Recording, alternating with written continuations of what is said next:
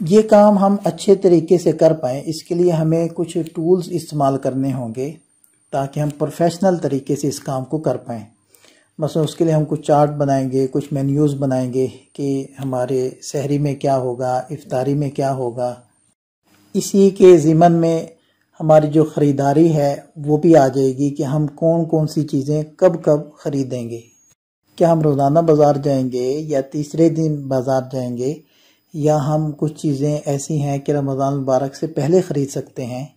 مزید یہ کہ ایک تو ہمیں ایسی لسٹ بنانی ہوگی ان کاموں کی جن کاموں کو ہم نے لازمی کرنا ہے۔ ایک تو لسٹ وہ ہوتی ہے نا کہ جن کاموں کو کرنا ہے، لیکن ایک لسٹ ہوتی ہے کہ جن کاموں کو لازمی کرنا ہے، کیونکہ رمضان المبارک عبادت کا مہینہ، تراویح کا اور صدقہ ادا کرنے کا، لوگوں کے ساتھ خیر خواہی کرنے کا، ہمدردی کرنے کا، سخاوت کرنے کا، افطار کروانے کا، اور تراویح کا اور روزے کا مہینہ ہے۔ تو کچھ کام تو ایسے ہیں کہ ہم نے لازمی کرنے ہیں۔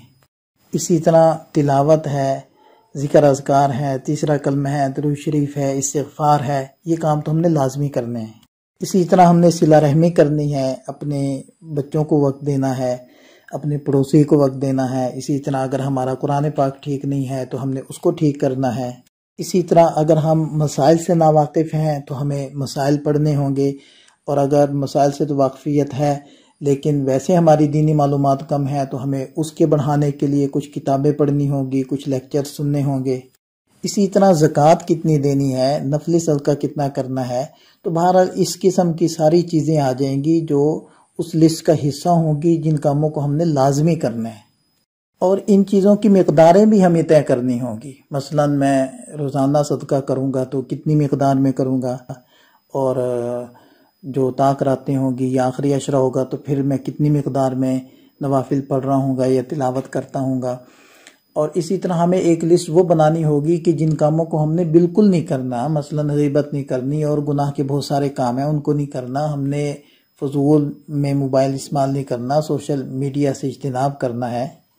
اسی طرح ہمیں اس کے لیے بھی ایک چارٹ بنانا ہوگا کہ کس کام کو ہم نے کتنا وقت دینا ہے، عبادت کتنے وقت کرنی ہے، آرام کتنا وقت کرنا ہے، ہم نے اپنی ملازمت کو کتنا وقت دینا ہے، اور اسی طرح ہم نے اپنے اہل محلہ کو کتنا وقت دینا ہے۔ تو مطلب جتنے بھی رولز ہیں تو ان رولز کے لیے بھی ہمیں اپنا ٹائم ڈیوائیڈ کرنا ہوگا اور اس کے لیے ٹائم متعین کرنا ہوگا۔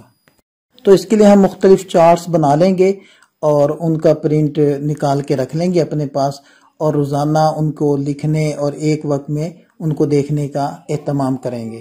اسی طرح ہم ان کو مناسب جگہ پر اویزہ بھی کر سکتے ہیں تاکہ آتے جاتے ہماری نگاہ ان کے اوپر پڑتی رہے اور ہمیں یاد آتی رہے۔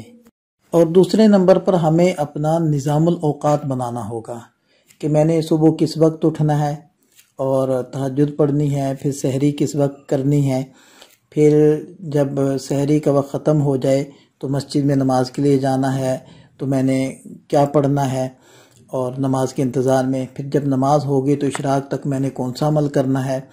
تو اشراق کے بعد اگر آپ نے آرام کرنا چاہیں تو آرام کا آپ نظام بنا لیں، اور اگر آپ نے جاب کے لیے جانا ہے یا اپنے کاروبار کے لیے جانا ہے تو آپ وہاں کے لیے نکلیں گے۔ اسی طرح پھر وہاں سے واپسی کب ہوگی، دوپہر کا قیلولہ لازمی کریں، چاہے آپ کو نیند آئے یا ویسے ہی آپ لیٹ جائیں۔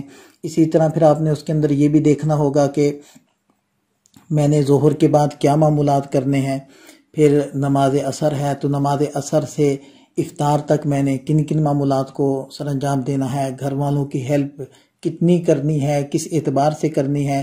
مغرب کے بعد میں نے گھر والوں کے ساتھ کچھ فیملی کے ساتھ ٹائم سپینڈ کرنا ہے، پھر میں نے تراویح کے لیے نکلنا ہے، پھر تراویح کے بعد میں تہجد پڑھ کے آرام کروں گا یا پہلے میں آرام کر لوں اور صبح جلدی اٹھ کر میں کچھ نوافل پڑھ لوں، کچھ عبادت کر لوں۔ تو اس کا پورا نظام الاوقات بنانا ہوگا۔